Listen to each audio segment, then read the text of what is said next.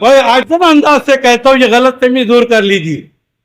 हमारे ट्रस्टों की इनकम नहीं हो रही है। कानून ये बनना चाहिए था, जो हरामखोर मुतवल्ली हमारी प्रॉपर्टी बेच के खा रहे हैं उनको फांसी पे लटकाया जाए। तुम उनको बेलेबल ऑफेंस करते हो। जितने यहां बैठे हैं मेरे समेत ये बात बावर करा दी थी कि मुल्क के अंदर आर्मी और रेलवे लाइन, रेलवे की प्रॉपर्टी के बाद तीसरे नंबर की प्रॉपर्टी मुसलमानों के औकाफ की। और मुसलमान भी इसको, हम भी मान रहे थे, लेकिन जब पूरे मुल्क का स्टैटिस्टिक सामने आया और जो लोग दीदावर है उन्होंने इसका सर्वे किया तो मालूम हुआ कि हमारे मुल्क की 3 रियासतों के 4 मंदिरों की जो प्रॉपर्टी है, जिसमें तिरुपति बालाजी से लेकर और 3-4 मंदिर है, उसके सामने औकाफ की प्रॉपर्टी कोई हैसियत नहीं रखती। इसकी दलीलें हैं, वक्त की लिमिट है, इसकी तफसील में नहीं जाऊंगा। खुशखबर खुशखबर खुशखबर। मुसाल शहर में बच्चों की तालीमी तरक्की के लिए एक program bright future English medium school की जानिब से, प्रोग्राम में motivational speaker doctor Sajid Phullai की मौजूदगी में प्रोग्राम 23 अप्रैल 2025 को शाम 7 बजे से 9 बजे तक खड़कर रोड वेलकम लॉन में रखा गया है। इस प्रोग्राम में लेडीज़ के लिए पर्दे का भी इंतजाम किया गया है। आप सभी से गुजारिश है कि आप अपने बच्चों के बेहतर मुस्तकबिल के लिए इस प्रोग्राम में शिरकत करें।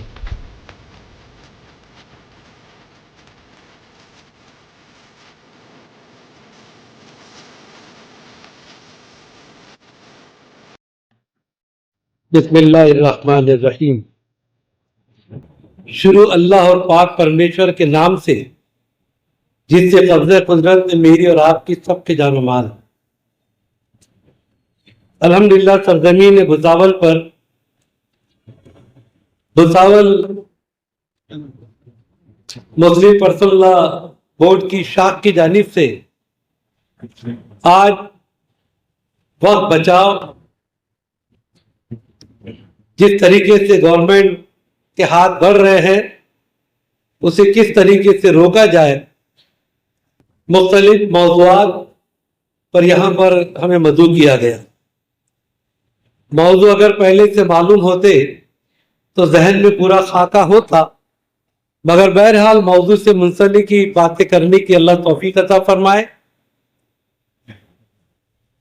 हजरात,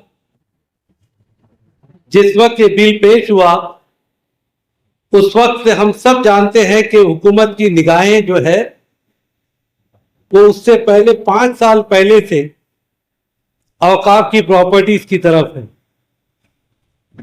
जो यहां पर मुस्लिम गैर मुस्लिम संजीदा और जो लोग अखबार और रिसाले पढ़ते हैं वो जानते होंगे कि आरएसएस और अय्या परस्त राइटर्स ने, जितने यहां बैठे हैं मेरे समेत, ये बात बावर करा दी थी कि मुल्क के अंदर आर्मी और रेलवे लाइन, रेलवे की प्रॉपर्टी के बाद तीसरे नंबर की प्रॉपर्टी मुसलमानों के औकाफ की। और मुसलमान भी इसको, हम भी मान रहे थे, लेकिन जब पूरे मुल्क का स्टैटिस्टिक सामने आया और जो लोग दीदावर है उन्होंने इसका सर्वे किया तो मालूम हुआ कि हमारे मुल्क की 3 रियासतों के 4 मंदिरों की जो प्रॉपर्टी है, जिसमें तिरुपति बालाजी से लेकर और 3-4 मंदिर है, उसके सामने औकाफ की प्रॉपर्टी कोई हैसियत नहीं रखती। इसकी दलीलें हैं, वक्त की लिमिट है, इसकी तफसील में नहीं जाऊंगा। ये झूठा प्रोपेगेंडा इसलिए किया गया, मेरे जो गैर मुस्लिम भाई यहां पर बैठे हैं उनके दिल में यह हवा पैदा करना कि मुसलमानों के पास तीसरे नंबर की प्रॉपर्टी है। और यह खास तौर से प्रोपेगेंडा किया गया कि ये जहां हाथ रखते वक्त ये प्रॉपर्टी उसकी हो जाती है, कि हमारे बाप की प्रॉपर्टी, कहीं भी हाथ रख देंगे प्रॉपर्टी हमारी हो जाएगी। लेकिन ये नैरेटिव पैदा किया गया, हमारे दिलों में बात डाली गई, मुसलमान खुश हुए, हम भी खुश हुए कि तीसरे नंबर की प्रॉपर्टी, हम कंगाल नहीं है इस मुल्क में। लेकिन हकीकत सामने आई। उसके बाद ये बिल पेश हुआ, सजेशन मंगवाए गए, पूरे मुल्क से सजेशन भेजे गए, अपने अपने तरीके से तमाम अंजुमों ने काम किया। जब उन्होंने देखा कि हाउस के अंदर ये बिल पास नहीं होगा तो उसको जेपीजी में भेज दिया। ज्वाइंट पार्लियामेंट्री कमेटी जो होती है उसमें मुख्तलिफ हज़्ब मुखालिफ के पार्लियामेंट के मेंबरान, राज्यसभा के मेंबरान को लेकर और अपनी पार्टी के एक मेंबर को उसका सदर बनाया। पूरी फॉर्मेलिटी की गई, तमाम बातें पेश की गई।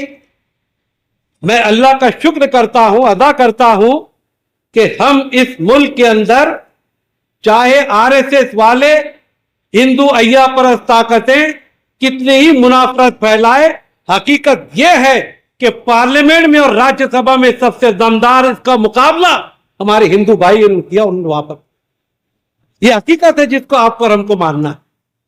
उन्होंने पूरी एड़ी चोटी का जोर लगाकर ये जो बिल पेश किया गया है ये किस तरीके से असंवैधानिक है, ये गैर दस्तूरी है, ये बताने की पूरी कोशिश की। बात सुनी गई, लेकिन जब पार्लियामेंट के अंदर बिल पेश हुआ तो उनके एक भी सुझाव को खातिर में ना लाके वहां पर वो बिल पेश किया गया और मंजूरी दी गई। जो कैबिनेट में बना था उसी बिल को मंजूरी दी गई।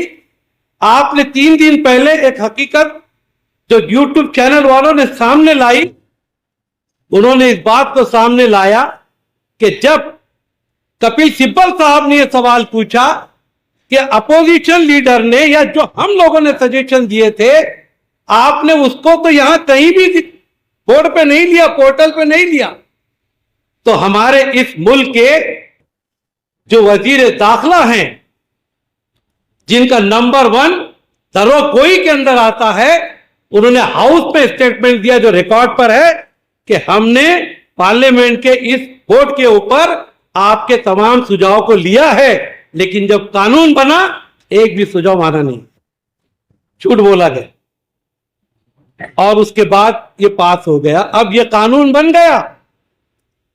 इस मुल्क के सबसे बड़ी मुसलमानों की तंजीम, जिसका मुख्तसर तारुफ मौलाना ने किया, मुस्लिम पर्सनल बोर्ड ने रिक्वेस्ट की वजीर हमारे सदर जमहूरिया को कि हम आपसे मिलना चाहते हैं, आपसे बात करना चाहते हैं, आप हमारी मुल्क के दस्तूर की निगहबान हैं, आप सदर जमहूरिया हैं, हमारी बात सुनिए।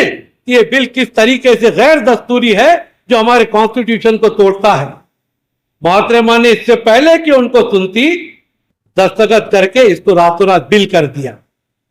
हजरात, पहली मर्तबा यह हुआ है कि हुकूमत हिंद की जानिब से सुप्रीम कोर्ट के अंदर जब 15 लोगों ने अपनी रिट पिटीशन दाखिल की तो उनको वहां पर कैविएट दाखिल करना पड़ा। यानी उनको यह डर है कि सुप्रीम कोर्ट एक तरफा फैसला ना दे दे।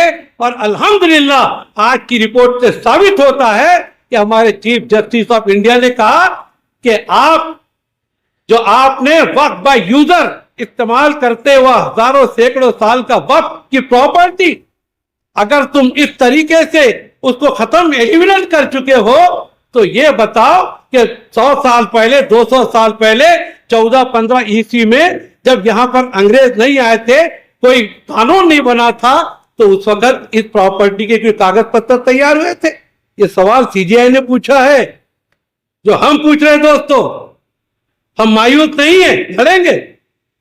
वह अल्लाह बैठा है वहां पर, इंशाअल्लाह हमारे लिए जो भी करेगा वो करे। वक्फ बाय यूजर को खत्म कर दिया गया। लोगों को यह बताया गया कि यह बिल जो आया है, यह बिल एक मजबूत बिल है, यूनिफाइड, एक्टिफाइड, इंप्लीमेंटिव, लेकिन यह छलावा है। बिल को कमजोर किया गया। जब वक्त आएगा, मौका मिलेगा, एक एक आर्टिकल से समझाऊंगा, लेकिन कुछ चंद मोटे मोटे आर्टिकल मैं इसलिए बता रहा हूं कि आज हमारे पढ़े लिखे लोगों के साथ हमने बात किए तो अल्हम्दुलिल्लाह जज्बात ईमानी में रास्ते पे आकर अपनी जान निछावर करने को तैयार है। लेकिन ये मालूम नहीं कि बिल क्या था, एक्ट क्या बना, अमेंडमेंट क्या हुई, इससे हम बेसरो सामान, बेसाब लोग, चंद लोग हैं जो जानते हैं। ऐसे भी लोग हैं, हम ऐसे लोग तैयार नहीं करना चाहते कि वो हमारे पीछे कोई मोर्चे में आए, कोई रैली में आए और उनसे मीडिया वाला पूछे कि भाई आप यहाँ क्यों आए। तो जो मोदी के फेवर में खवातीन आई थी, उसने कहा कि महंगाई बहुत बढ़ गई इसलिए हम यहाँ पर आए हुए हैं। हम नहीं चाहते, हम चाहते हमारा एक एक फर्द ये समझे कि असल मसला क्या है। जब तक मसला समझ में नहीं आएगा, जज्बात से इसका मुकाबला वक्ती तौर पे होता है और ठंडे दिमाग से इसका मुकाबला दायमी तौर पर। हम उस मिशन को लेके चल रहे हैं, हमारा काम भी वही है। इसको छलावा, इसको मजबूत नहीं किया गया, इसको कमजोर किया गया है। कैसे कमजोर किया गया दोस्तों, कि एक तरफ कहा गया कि इसको हम मजबूत बना रहे हैं और 52A सेक्शन के अंदर यह कहा गया कि जो अनवेलेबल वारंट निकालकर इस पर केस की जाएगी, जो हरामखोर मुतवल्ली हमारी प्रॉपर्टी को बेच के खा रहे हैं, खुर्द बुर्द कर रहे हैं, उनके खिलाफ अनवेलेबल गुनाह नोट किया जाएगा। अमेंडमेंट की जा रही है मजबूत करने के लिए कि खाओ बेटा खूब, वेलेबल ऑफेंस रहेगा। कितना मजबूत कर दिया, यानी और कहा उनसे कि लूटो, अब तुमको अरेस्ट भी नहीं होगी, वेलेबल है। आर्टिकल 13 के अंदर समझ लीजिए, 1950 का कानून बना, हमारा बाबा साहेब आम्बेडकर ने यह दस्तूर बनाए। आर्टिकल 13 में लिखा है कि कोई भी हुकूमत ऐसा अमेंडमेंट नहीं करेगी जो इस दस्तूर के फंडामेंटल राइट को उनके ऊपर आ जाए। और इसमें क्या किया इन्होंने सबसे पहले यह कहा कि अब हमारा जो कलेक्टर होगा वो तय करेगा कि मालिक कौन है। मैंने कहा कलेक्टर साहब पे इतना बोझा है कि तुम नोटिस देते कि तुमने अपना टारगेट पूरा नहीं किया और बेचारे उनके ऊपर ले जाके एक और बोझा डाल दिया, ले बेटा जा और मालिक तलाश करते फिर के कहां है वो आपके मालिक। कैसा कानून है ये? कलेक्टर साहब रेवेन्यू डिपार्टमेंट के गवर्नमेंट ऑफ महाराष्ट्र के एम्प्लॉय है। और क्या इस पे आपको कोई शक है कि इसमें पॉलिटिकल इंटरफेरेंस नहीं होगा? क्या अंबानी की एंटीला के ऊपर अगर केस चलती है तो क्या कलेक्टर हमारे उसके बॉम्बे के वो हुकूमत के खिलाफ जा सकते हैं? लगता है आपको? नहीं जा सकते दोस्तों। ऐसी बहुत सारी प्रॉपर्टी के लिए कलेक्टर साहब को इसकी प्रॉपर्टी किसकी है ये ठहराने का अधिकार दिया। और जो ट्रिब्यूनल के हमारे सीओ हैं, जिनका मुस्लिम होना जरूरी है, जो डिप्टी कलेक्टर की रैंक और उससे ऊपर रैंक की पोस्ट होती है, वो ट्रिब्यूनल एक कोर्ट है और उस कोर्ट के अंदर जो फैसला होता है उसको चैलेंज करने का अधिकार हाईकोर्ट को है। हाईकोर्ट उसके डॉक्यूमेंट मांगा सकती है। लेकिन ये झूठ बोला गया हमारे गैर मुस्लिम भाइयों को खास तौर से वर्गलाने के लिए कि देखो वक्फ का ट्रिब्यूनल अगर फैसला करता है तो उसके खिलाफ हाईकोर्ट में भी नहीं जा सकता इंसान। नो, ये सेक्शन मौजूद है। आपने क्या किया? आपने और उसमें मजीद तरमीम यह की कि अब अगर वक्फ का ट्रिब्यूनल यानी सीओ फैसला करेगा कि यह प्रॉपर्टी इसकी है उसकी है, उसके खिलाफ अब नीचे की कोर्टों को भी अधिकार दे दिया। नीचे की कोर्टों को अधिकार नहीं था, वो अधिकार उनको दिया। जरा अंदाजा लगाइए, एक सर्वे के मुताबिक इस मुल्क में लाखों जजेस की पोस्ट आज भी खाली है। और जो सिविल मैटर होते हैं, आप अगर कोई उसमें इन्वॉल्व होगा तो बाप के केस का फैसला पोते की जवानी में सुनने को मिलता है। इतनी देर लगती है। और न्यायाधीश के ऊपर कहा लीजिए आप भी ये केसेस संभालिए, पहले ही तुम हमाली कर रहे थे, ये और हमाली कीजिए। ये गलत कानून बने, यह हमको समझना पड़ेगा। ग्राउंड पर काम करते वक्त सिर्फ जज्बात की फौज साथ में लेके मसला हल नहीं होगा दोस्तों। ग्राउंड पे काम करने के लिए आपको पहले समझना पड़ेगा। इसके लिए हम तैयारी कर रहे हैं। हमने वीडियोस निकाले। मुफ्ती हारून तो 3 महीने से पूरे हिंदुस्तान में बोलते फिर रहे, मेरे भी वीडियो देखे होंगे। और भी बहुत सारे लोग इसमें काम कर रहे हैं। हमारे आर्टिकल को आपने पढ़ा होगा तो मेरी तकरीर के जो छुटे हुए पॉइंट है आप देख सकते हैं। क्या क्या अमेंडमेंट हुए, ये सब हमारे आर्टिकल 14 को ले लीजिए। आर्टिकल 14 इसके अंदर इस मुल्क के हर शहरी को, हर समाज के लोगों को यकसा ट्रीटमेंट होगा, बराबरी का सुलूक होगा, मसावी सुलूक होगा। और ये आर्टिकल इस दस्तूर की जान है जिसके तहत हमको बराबरी का सुलूक मिलता है। बाबा साहब आम्बेडकर मालूम था कि आम्बेडकर जी समझ रहे थे कि आगे क्या होने वाला है, इसलिए इस आर्टिकल के तहत आप सिर्फ मुस्लिम औकाफ के अंदर हमारे 2 हिंदू भाइयों को देने का आपने प्रोविजन किया। हमारे हिंदू भाइयों से कोई बैर नहीं है, लेकिन मैं हिंदू भाइयों को बोलना चाहता हूं कि ये हिंदू मुसलमान करने के लिए ये चीजें की गई है। मेरे हिंदू भाइयों से गुजारिश है, आप एक भी हमारे श्राइन बोर्ड के अंदर, चाहे तिरुपति बालाजी हो, चाहे राम मंदिर हो, हमारे सिख भाइयों का हो, इसके अंदर नॉन सिख नहीं आ सकता, चाहे वो हिंदू हो, जैन हो या दूसरे समाज का हो। अगर राम मंदिर ट्रस्ट है तो उसके अंदर कोई गैर हिंदू जनरल, उसके सिवा कोई नहीं आ सकता, ओबीसी, एसटी और एनटी भी नहीं जा सकता।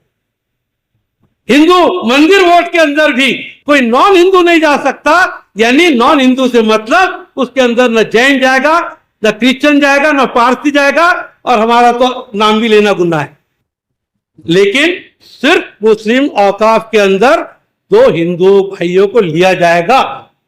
भाई इसके पीछे मकसद ये है कि जिस धर्म का आर्टिकल 25-26 कहता है, जिस धर्म का ट्रस्ट है, जिस धर्म की सौंपता है, उसी धर्म के जानने वालों को उसको चलाने का, उसको एडमिनिस्ट्रेट करने का, उसको तरक्की पे लाने का, उसके मामला देखने का अधिकार है। यह आर्टिकल 25-26 के अंदर दर्ज है, जिसका उल्लंघन इन्होंने साफ तौर से किया है।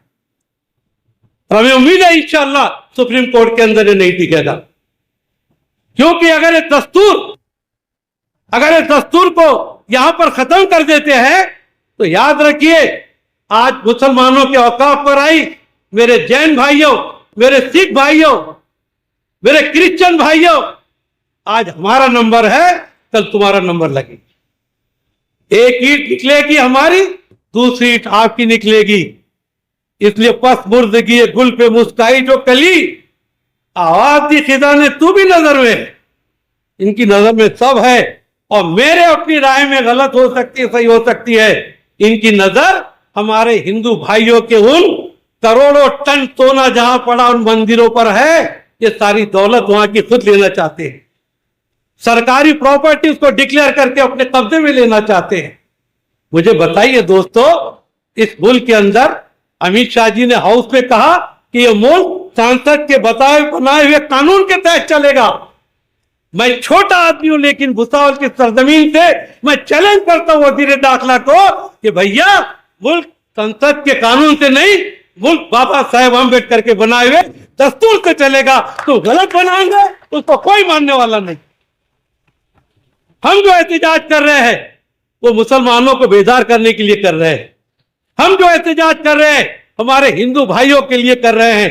इसलिए हम जगह जगह जाकर जो लोग काम कर रहे हैं लोकल लेवल के ऊपर, हमने जो कमेटी बनाई उसकी तरफ से उनसे रिक्वेस्ट कर रहे हैं कि आप अपने प्रोग्राम में उन तमाम पार्टियों के हिंदू लीडरान को बुलाइए, जिसमें उद्धव सेना के लोग होंगे, जिसमें राष्ट्रवादी शरद पवार पक्ष के लोग हैं, जिसमें समाजवादी के लोग रहेंगे, जिसमें आपके इंदिरा कांग्रेस के लोग रहेंगे, एमआईएम के हैं और बहुत से लोग हैं।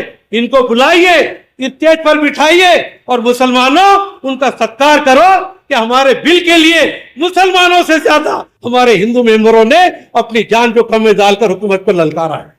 उनका सत्कार कीजिए।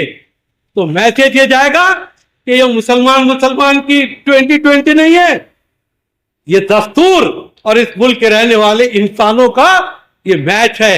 इसको इनकी फाइट चाहिए जैसे मुसलमान ही दिखे, लेकिन नहीं दोस्तों, हमको भी होशियारी से काम करना पड़ेगा। ग्राउंड लेवल के ऊपर हिंदू भाइयों को बताना पड़ेगा कि किस तरीके से ये दस्तूर सिर्फ मुसलमानों का नहीं, हमसे ज्यादा इस दस्तूर को, ये कानून जो बना है वो इस दस्तूर को मिटाने के लिए बना है। इसकी शुरुआत है, इससे आपको बचाना है। बहुत से लोगों को लगता है कि मुस्लिम वक्फ बोर्ड की प्रॉपर्टी पे सिर्फ मुसलमानों को ही फायदा है। मैं आपल्या पाल्याचे इंग्रजी बोलणे, इंग्रजी व्याकरण आणि इंग्रजी लेखन कौशल्य सुधारू इच्छिता का? तर आम्ही भुसावळ येथे एके ट्युशन क्लासमध्ये सर्वोत्तम इंग्रजी ट्युशन देत आहोत. आमचे तज्ञ शिक्षक तुमच्या पाल्याचे व्याकरण, शब्दसंग्रह आणि संपूर्ण इंग्रजी कौशल्य वाढविण्यास मदत करतील. आम्ही खालील अभ्यासक्रम समाविष्ट करतो. इयत्ता 1ली ते 10वी साठी वर्ग, CBSE आणि राज्य मंडळाचा अभ्यासक्रम समाविष्ट. प्रत्येक विद्यार्थ्याकडे व्यक्तिगत लक्ष देत विशेष मार्गदर्शन करतो. आमचा पत्ता आहे मित्तल नगर, किफायतुल मस्जिद, भुसावळ. व्हॉट्सअप ॲप किंवा प्रत्यक्ष संपर्क करा 9764589959. विशेष ऑफर, शनिवारी मोफत इंग्रजी डेमो क्लासेस. लगेचच नोंदणी करा कारण मोजक्याच जागा उपलब्ध आहेत आणि तुमच्या इंग्रजी प्रवासाची सुरुवात करा. बड़े आजम अंदाज से कहता हूँ, ये गलतफहमी दूर कर लीजिए. हमारे ट्रस्टों की इनकम नहीं हो रही है. कानून ये बनना चाहिए था, जो हरामखोर मुतवल्ली हमारी प्रॉपर्टी बेच के खा रहे हैं उनको फांसी में लटकाया जाए. तुम उनको बेलेबल ऑफेंस करते हो, उनको मुबा देते हो कि खाओ जितना खा सकते हो. दरगाहों के आस्थाने पे लाखों रुपया आते हैं, हमारी मज़ारों पर आते हैं, हमारी मस्जिद के कब्रस्तानों के कॉम्प्लेक्स से, ईदगाह की कॉम्प्लेक्स से लाखों रुपए आते हैं. लेकिन क्या किसी गांव में कोई स्कॉलरशिप हमारे मुस्लिम बच्चे को दी जाती है? हमारे पैसों से हम जब दवाखाने बनाएंगे, चैरिटी हॉस्पिटल बनाएंगे, पानी के सबील लगाएंगे, मुसाफिरों की जगह बनाएंगे, हम शेल्टर होम बनाएंगे, तो क्या दवाखानों पे लिखा जाएगा it is only for Muslim? वहां पे गरीब मरीजों का इलाज होगा. वो हिंदू हो, सिख हो, दलित हो, कोई भी समाज का हो, वो वक्त की प्रॉपर्टी से ऐसा फायदा लेगा. दोस्तों याद रखिए, एडमिनिस्ट्रेशन हमारे हाथ में होगा. तो ये सारी चीजें समझाने के लिए 25 मिनट तो बहुत कम होते हैं. 5 मिनट मेरे पास बचे हैं. मैं आपसे गुजारिश करता हूं, हम कोशिश कर रहे हैं कि हर गांव के अंदर जहां हमारी आबादी खासी है, जहां मुसलमानों की आबादी अच्छी है, जहां हमारे हिंदू भाई सब मिलकर रहते हैं, वहां पर लोगों को समझाया जाए. जो फौजी बंदूक चलाना नहीं जानता, हमारी ख्वाहिश है कि उनके हाथ में बंदूक ना दी जाए. रास्ते पे लाने की बात हम कभी नहीं करेंगे. जमीयत उलमा हिंद के अरशद मदनी मौलाना ने यह कहा कि हम वक्फ बोर्ड के साथ है, हर एहतिजाज में साथ है, लेकिन नौजवानों को रास्ते पे निकालने का काम आज न किया जाए. अफसोस के साथ कहना पड़ता है, कुछ लोगों की ख्वाहिश है. बल्कि मैंने ये सुना कि डरो मत पुलिस से, किसी से डरने की जरूरत नहीं, रास्ते पे निकलो. मैं उनसे कहना चाहता हूं, मुसलमान के नौजवान और डर अरे कभी नहीं हो सकता. सूरज इधर से उधर निकल जाए, जिस दिन छाती पे हाथ रख के अपनी जान हथेली पे निकलेगा, फिर वो शहादत के दर्जे को पहुंचकर और जहां से दर्जा उनको इस्तेमाल कीजिए. पहले जहन में डालिए कि क्या मामला है. अंधे भक्त बनाकर उससे ऐसा काम मत लीजिए. जुलाई तक इस मूवमेंट को चलाना है. तब तक जुलाई तक तो आओ, पहले अपने भाइयों को बताए, अपने गैर मुस्लिम भाइयों को बताए. कुछ बातें जो मैंने मोटी मोटी आपको बताई, मुझे पूरी उम्मीद है बहुत से लोगों को मालूम नहीं हो. मैं इल्जाम नहीं कर रहा हूं, लेकिन जब हम बारीकी से कोई चीज देखते हैं तो समझकर उस पर अमल करते हैं. जो चीज मकसद समझा जाता है वही मसले का हल अल्लाह ताला निकाल. वे समझे मसले का हल कभी नहीं निकल. तो बुजुर्ग और दोस्तों, आपसे गुजारिश है, अपनी सफों में इत्तेहाद रखो. बहुत से लोगों को फिक्र लगी हुई है कि ये अलग कर रहे, हम अलग कर रहे. करो, आपस में टकराव मत करो. आज ये भूसावल में है तो हम फैजपुर में रहे, हम यावल में हैं तो ये जो है तो जामनेर में रहे, लेकिन काम एक ही है. करो. हम जो काम कर रहे हैं तो मुस्लिम पर्सनल बोर्ड की जुमेरात को जो मीटिंग हुई, जिसमें मुफ्ती खालिद साहब भी थे, हमारे हाफिज रहीम पटेल साहब थे, उलमा काउंसिल के हमारे मुजम्मिल काजी साहब थे, हमारे मुफ्ती हारून नकवी साहब थे, जमात इस्लामी के हमारे सुहेल सर मौजूद थे. वहां पर उमरैन साहब और महमूद दरियाबादी जो महाराष्ट्र वक्फ बोर्ड के इस मिशन के जिम्मेदार बने हैं, उनके ईमा पर हमने तमाम मसलक के लोगों को जलगांव शहर में जमा किया, उनको बुलाया और उनकी मीटिंग लेकर साथ में काम करने का तय किया. इसीलिए आप देख रहे हैं कि ये किसी एक मुसलमान, किसी एक मसलक का झगड़ा नहीं है, ये सारे मुसलमानों का झगड़ा है, क्या सुन्नी क्या शिया, वो सब तोड़ने की कोशिश कर रहे हैं। शियाओं का वक्फ बोर्ड अलग बनाने की बात करते हैं, गोरियों का वक्फ बोर्ड अलग बनाने की बात करते हैं, खोजाओं का अलग बनाने की बात करते हैं। वो बेवकूफ तो ये भी कह रहे कि अगर कोई इंसान अगर कन्वर्ट होकर मुसलमान बना तो 5 साल तक वो अपनी प्रॉपर्टी दान नहीं कर सकता। बोले क्यों? बोले 5 साल तक वो नमाज रोजा हज ज़कात करता कि नहीं करता। अब क्या बेटा कैमरे लगा के रखे कौन नमाज तुझा रहा? हाँ क्या ये ज़कात निकाल रहा है कि नहीं निकाल रहा, कोई फौजी लगाएगा के पीछे? ये ऐसी बेवकूफ की बातें हो रही है और ये सब गैर दस्तूरी बात। इसलिए हम अपनी लड़ाई को हम लोगों के पास जाके यही कह रहे हैं, सिर्फ मुसलमानों की लड़ाई नहीं है, खतरा हमको भी लायक है, लेकिन सबसे बड़ा खतरा इस मुल्क के दस्तूर को लागू हुआ है। अगर दस्तूर है तो हम हैं, दस्तूर है तो देश है। बस यही बात है कि अपनी बात खत्म करता हूं। अल्लाह हाफ़िज़। खुशखबर खुशखबर खुशखबर। इस जिलजिलाती गर्मी में ठंड का एहसास पाए आलीशान वाटर पार्क में। जी हाँ, अब अपने भुसावल शहर में ही इस तपती धूप से राहत पाए सिर्फ और सिर्फ आलीशान वाटर पार्क में, जहाँ पाइए अपनी फैमिली के साथ खुशियों की बहार, जहाँ आपको मिलेगा हिल स्टेशन जैसा ठंड का एहसास। यहाँ आपको अलग अलग वाटर राइड्स, स्विमिंग पूल और अन्य कई सारी राइड्स उपलब्ध होगी। साथ ही साथ आपके खान पान की भी व्यवस्था की गई है, वो भी आपके बजट में। तो देर किस बात की, आज ही आइए और आलीशान वाटर पार्क का मजा उठाइए। तो पता ना भूलिएगा, नेशनल हाईवे नंबर 53 सुंदरनगर के सामने भुसावल।